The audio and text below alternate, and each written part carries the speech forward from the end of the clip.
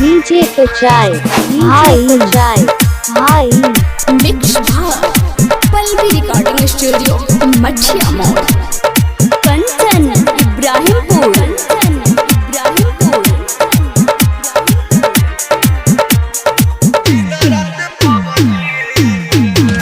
तोहके भूले खातिर लबजी रे खेली दिन रात पबजी रे। तोहके भूले खातिर लबजी रे खेली दिन रात पबजी रे।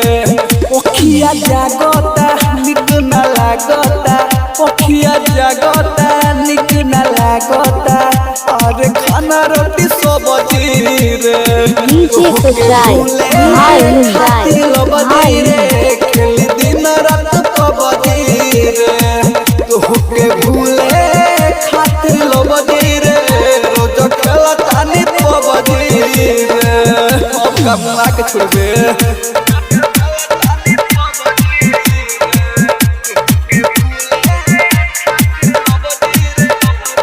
कंचन इब्राहिमपुर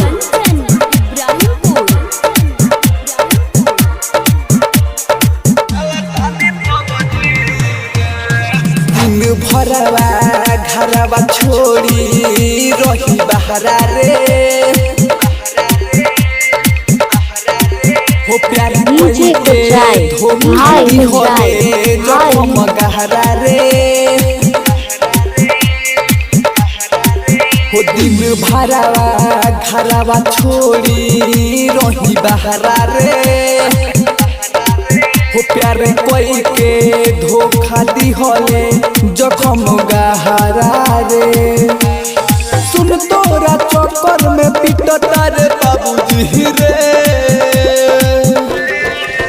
तोहके भूले खातिर लबजी रे खेल दिन रात पबजी रे।